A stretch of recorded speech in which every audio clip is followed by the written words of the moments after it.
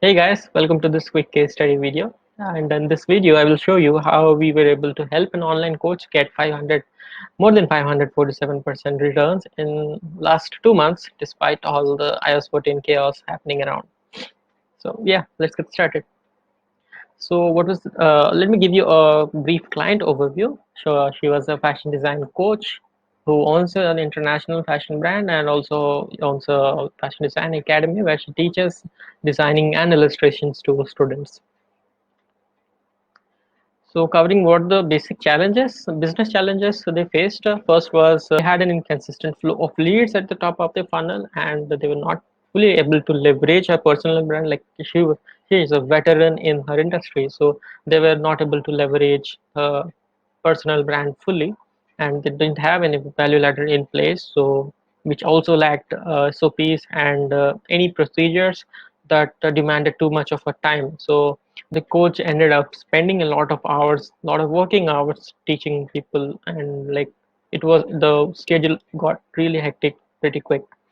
And to top all that, they had some poor experiences with previous marketing agencies that like to whom they seeked help. So what was the solution we offered? We offered a simple hybrid tripwire funnel coupled with Facebook ads.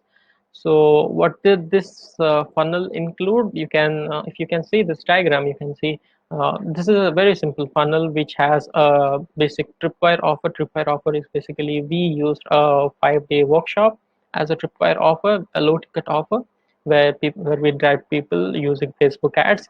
So like the dominating part was Facebook and Instagram ads, but we also coupled it with some organic strategies which helped us to attract the right kind of followers, and which eventually snowballed into the performance of ads, reducing our costs and doing all kinds of stuff.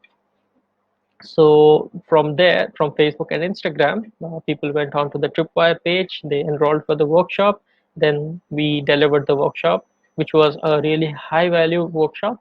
And then at the end of the workshop, we invited them for a webinar in which the coach delivered some value, added some value upfront, and then pitched her core product, or the upsell we can call it, at the end. So people either directly enroll to that a part of upsell registration scheme through the follow-ups.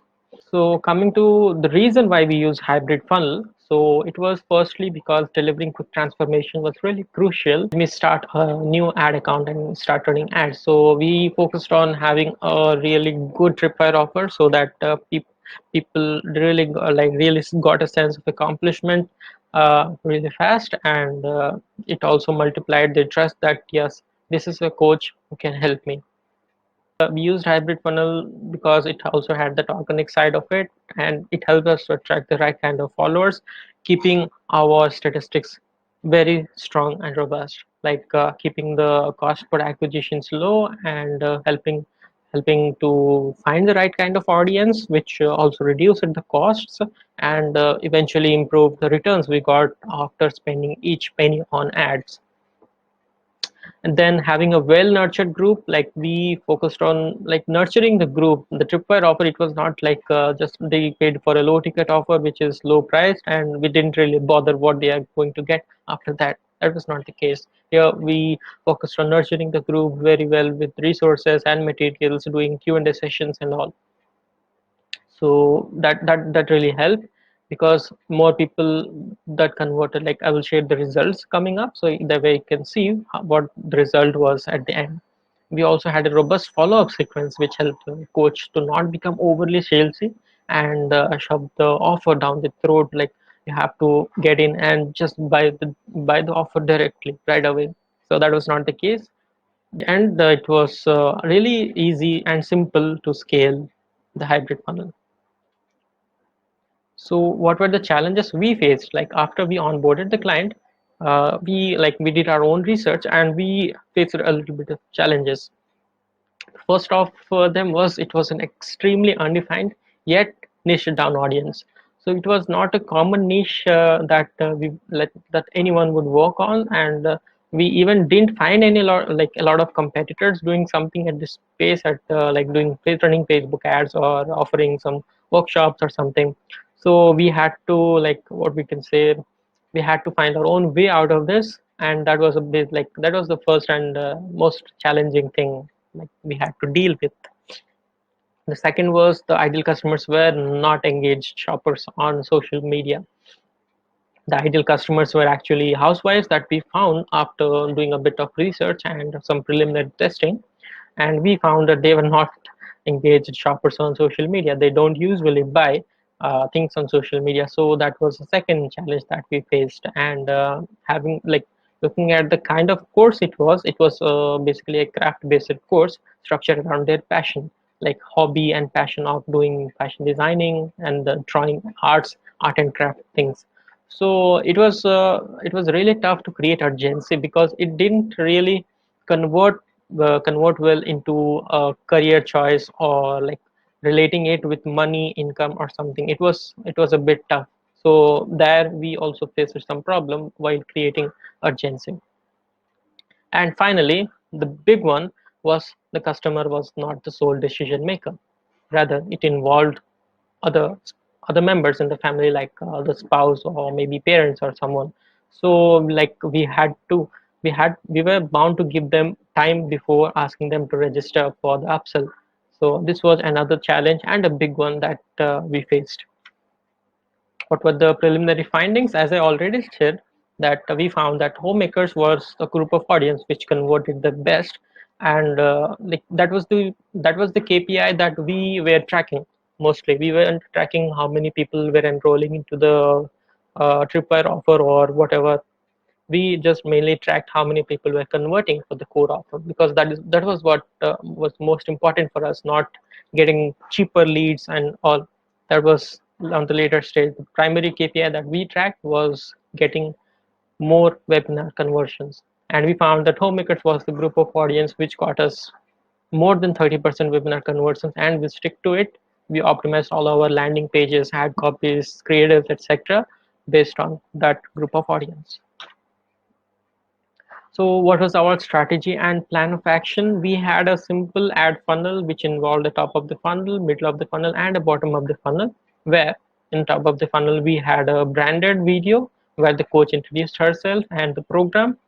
We targeted that to cold audiences and lookalike audiences so that they just get an knack of what the content is or what the coach is. They just find them out. They are aware about what's happening in the course.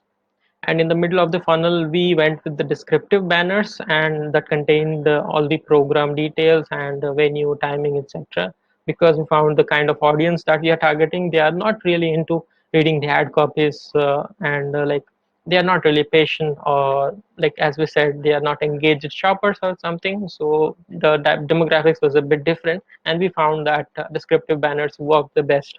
So we went with that, and we showed it to all the video viewers who watched our branded video and either engaged with ads or posts or even existing followers. So this was the place where we in the starting we mentioned we focused a lot on getting organic followers upfront. So this was the place where we targeted those organic followers using the ads that are descriptive banners, and yeah, we got really good results.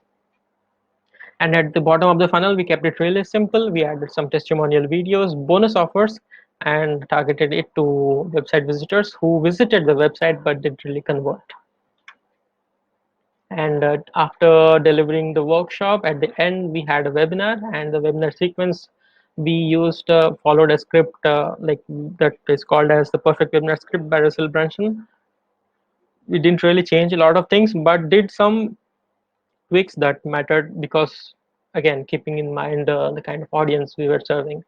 So the first was adding some business related concepts to improve the perspective and move the course away from a craft based course to an important course that can impact their career, income streams, and their life on total. So that was one thing we tweaked a bit. And we also included some easy payment options so that, as we said, that the customer was not the sole decision maker. So it was a bit easy on them, and to decide whether or not to enroll and to discuss with some people and just go ahead and do it with easy options as EMIs, which worked. And at the end we also had like giving them easy options, giving them, not pushing them, not making the webinar overly salesy. That meant we need to have a really strong follow-up sequence to boost the conversions, and we also took the help of some closers that helped us to improve the conversions. But basically it was the follow-up sequence that helped to get most of the customers closed. So here are the results. You can see the webinar conversion rate we consistently get is around 30%, but in the last 2 months it was more than 30, like it was around 33.6% of conversions, and the return of investment is around 547% in the last 2 months. So what are the key takeaways we had with this campaign was that we found it was more important to focus on the entire returns of the funnel as compared to the short-term ROAS. That is not the KPI you want to track if you have a coaching funnel, basically, because that is deceptive. Even if you have the best ROAS, it may end up getting least returns at the end. So that is not something you would like to have. That's the reason why we were tracking the ROI more than the ROAS. Next, to make it seamless for people to climb your value ladder, it is really important to have a high quality tripwire, not creating something that you just let it go like a free ebook. Rather, having a tripwire that delivers transformation, that delivers quick results, that answers their questions, that is more important and really eases the process of climbing the value ladder. And having a well optimized value ladder also gives you the freedom to keep advertising in your worst days. And we did that because we had a backed by because our campaign was backed by a well structured, well optimized value ladder. We were free to advertise and pass through the chaos of iOS 14, higher cost per leads, and lower cost per impressions went also high, but still we kept advertising and we didn't have to stop because we knew once we get the leads we will be able to close them really well. And so we weren't worried about what are the costs we were incurring upfront. Finally, the audience is always there on Facebook. We were actually worried before launching the campaign or onboarding the client that this is not so common niche. So and it is the customers, we are not sure if they will buy on Facebook or are they even there on Facebook. But yeah, it's a matter of finding the right interest, and like the Facebook algorithm will show your ads to the right people and you will get the results. Coming to the impact, like we had like in a recent conversation with the client, she like reached the client and she revealed us that her income nearly tripled in the last few months while putting in less than 1/10 of work. Like listening to this is kind of a big achievement for us because helping our clients not just to make more money but to have a life that they need, like not working 20 hours a day, having like working 1/10 of work and nearly tripling the income is I'm not sure if what can be better than that.